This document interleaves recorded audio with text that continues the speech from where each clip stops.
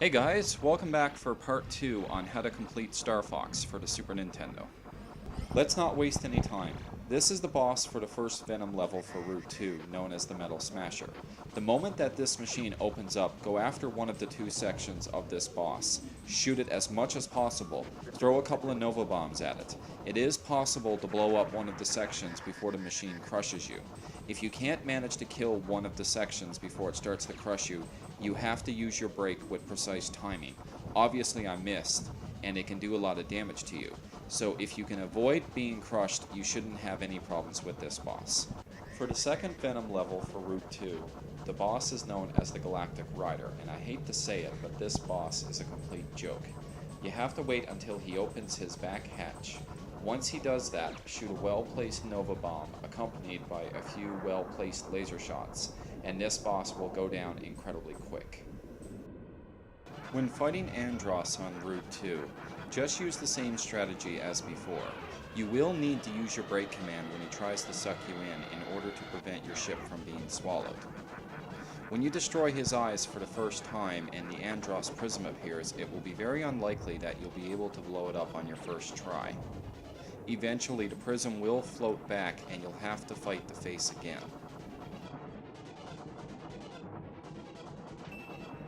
It will be a lot quicker to take out his eyes this time around. Shoot at the prism and you should be able to take it out on the second try. That successfully takes care of Route 2.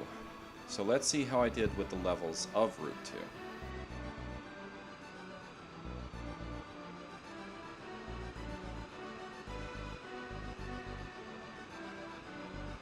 It looks like Stage 2, which was Sector X, got the better of me for a little bit. But 99%, you gotta love it. So, let's not waste any time and get started with Route 3.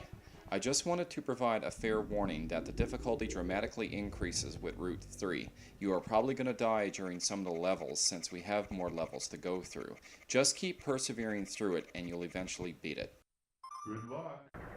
Here's the boss for the Corneria level, and surprisingly it's not an attack carrier. It's a battle tank known as the Destructor. In order to beat this boss, you have to aim for the laser turrets to minimize the amount of attacks that are coming at your R-Wing, but you need to destroy the domes that are covering the turrets. If a turret is destroyed, but the dome is not destroyed, when the dome lands on the tank, it will create another laser turret. The boss will be destroyed once all the domes and the laser turrets are taken care of. The second level for Route 3 is known as the Asteroid Belt level. The boss for this level is known as the Blade Barrier. You need to shoot at the 6 rectangular sections of the boss, in which only 3 will be available to shoot at because the blade will be covering up the rest of them. Once the blade starts to spin, fly to the right or left in order to avoid the web the boss shoots at you. If you do get caught in the web, do a barrel roll in order to pry yourself free, but do it quickly. If you don't, the blade barrier will ram into you, doing serious damage. Once all 6 of the rectangular sections of the boss is defeated, stay to the left or right because it will launch its blade before it blows up. The third level for Route 3 is the giant animal planet known as Fortuna, and it is in this level that you start to see how difficult Route 3 can become. In this level, about halfway through, I strongly recommend you pick up the shield power-up. It will be absolutely helpful to you when getting through this level. The boss for Route 3 is a very annoying boss at best, known as the Monarch Dodora. You're going to have to use all of your flying skills to survive this boss, because this boss will shoot fireballs at you, lay eggs in which birds come after you, it will try to ram you and hit you with its head or tail, so you'll be doing a lot of maneuvering in order to avoid all the ways this boss can hit you.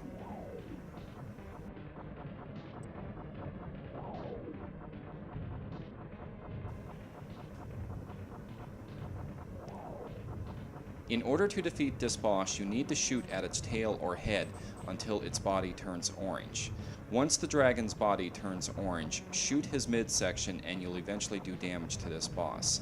His body will eventually return back to normal, so you'll have to make his body turn orange again in order to finish him off. The fourth level for Route 3 is known as Sector Z, and it is my most hated level throughout this entire game. I cannot stress it enough.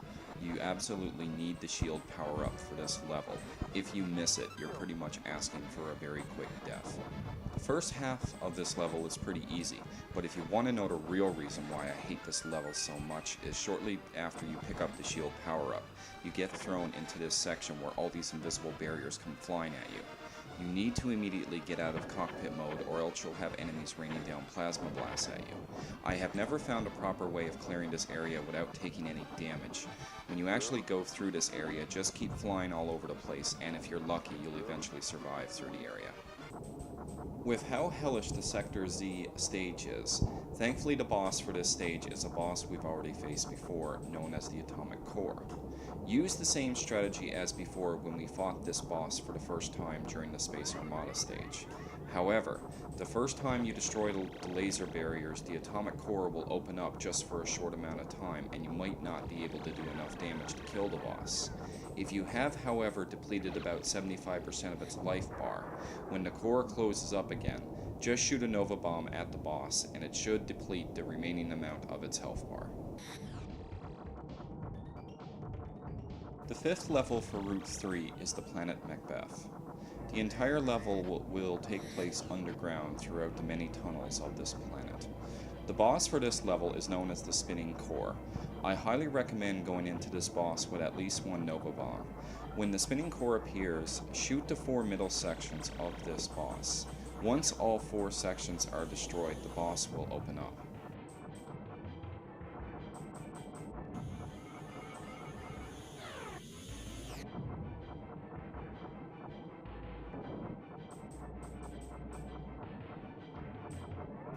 You will then need to shoot the lower section of the boss, but it is protected by 4 laser barriers.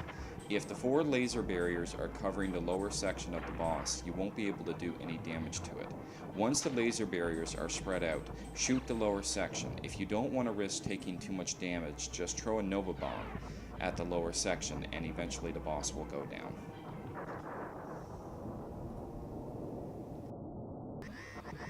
The sixth level for Route 3 is the first Venom level. The boss for this level is the Great Commander. You will need to dodge a lot of the Great Commander's attacks before the 3 ships combine to form one big ship. To make this boss fight a little easier, I recommend having some Nova Bombs for this fight. Once all of the 3 sections of the enemy boss have combined, you will fly into the boss. You need to hit the 3 incredibly small sections on each side of the boss. They can be incredibly hard to hit since they appear for a short amount of time, and you need to shoot at them at a very sharp angle, or you can use a Nova Bomb as well. Once you pass by the Great Commander, you'll be flying around the boss to take another shot at his weak point. This will continue until the boss is defeated, so don't feel obligated that you need to hit all of his weak points the first time you take a direct path at this boss.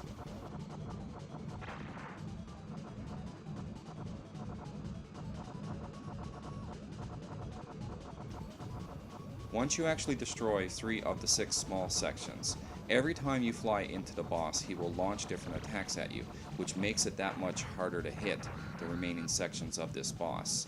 Keep persisting and you'll eventually defeat this boss. The 7th level for Route 3 is the Venom Ground level, in which the boss is the Great Commander yet again. This boss has 2 forms. His first form, you need to shoot his midsection, but you need to be on the move constantly since this boss shoots iron balls at you. Insert dirty joke here. Once his first form is defeated, we'll move into the boss's second form, in which you need to aim for the boss's head, which is constantly on the move. You need to keep constantly avoiding the boss's arms and his missile attacks, and you'll eventually be able to take it down. Here is Andros. You pretty much use the same strategy as before. You aim for his eyes to blow up his face. Just remember to avoid the mirrors he shoots at you, and remember to press the brake button when he is inhaling.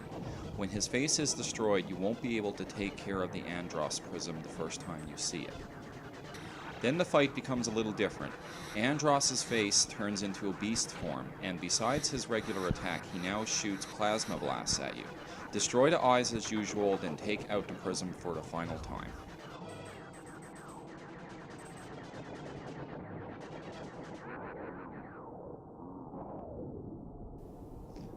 Now we have defeated Andros for the last time in Star Fox. So let's see how I did with Route 3. I still managed a couple of 100% scores during Route 3, but since the difficulty ramps up quite a lot, it's hard to shoot down as many enemies as you can. But still, 95% overall is still pretty good.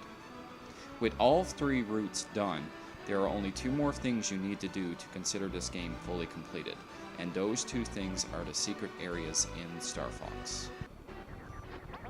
The first secret area we're going to access is the black hole. The black hole is pretty much a warp zone that takes you to specific areas on the Star Fox map.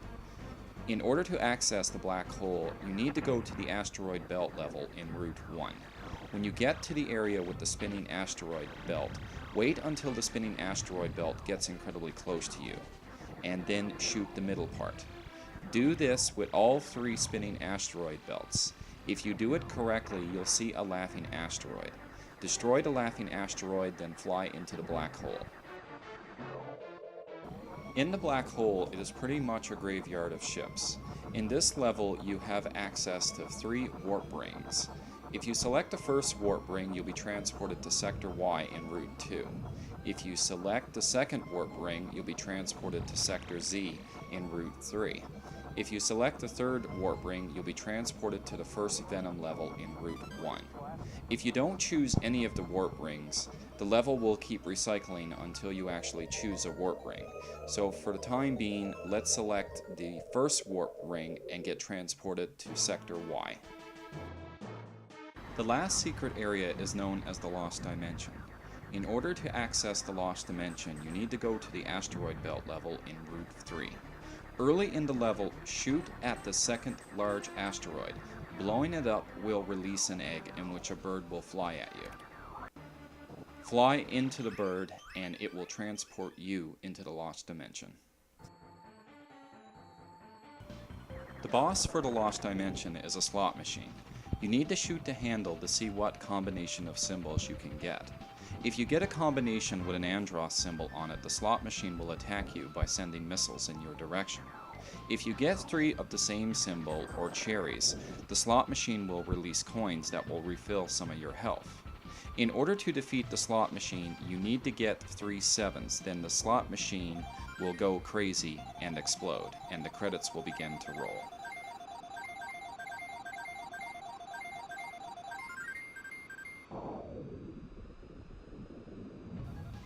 Once you have accessed both secret areas and completed all 3 routes, you have successfully completed Star Fox. So there we have it, guys. We have now successfully completed Star Fox.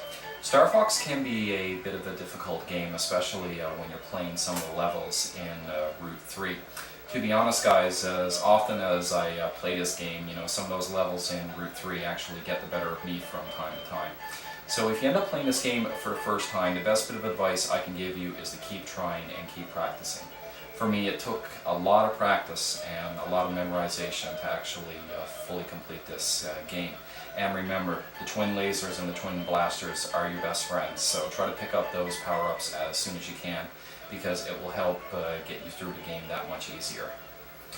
So guys, with regards to Star Fox, it is one of the Super Nintendo's more popular titles, so it is actually fairly easy to find. I actually see it sold at flea markets all the time from anywhere from $5 to $15, so I recommend it. If you do come across it, give it a shot, because it is one of my favorite SNES games of all time. So if you actually like Star Fox, another game I can recommend that uses the same Super FX chip that Star Fox does, and that game is Stunt Race FX. It's pretty much a racing game. Now, for my personal opinion, this game is not as good as Star Fox, but it is actually a fairly enjoyable game. Actually, a neat little thing about this game is one of the levels of this game, the R-Wings from Star Fox actually show up as a cameo, so it's actually pretty cool and a good nod to this game. So anyway, guys, thanks for watching another episode of The Completionist, and I look forward to talking to you guys again with a fresh review. So anyway, guys, take care, and I wish you nothing but the best. Later.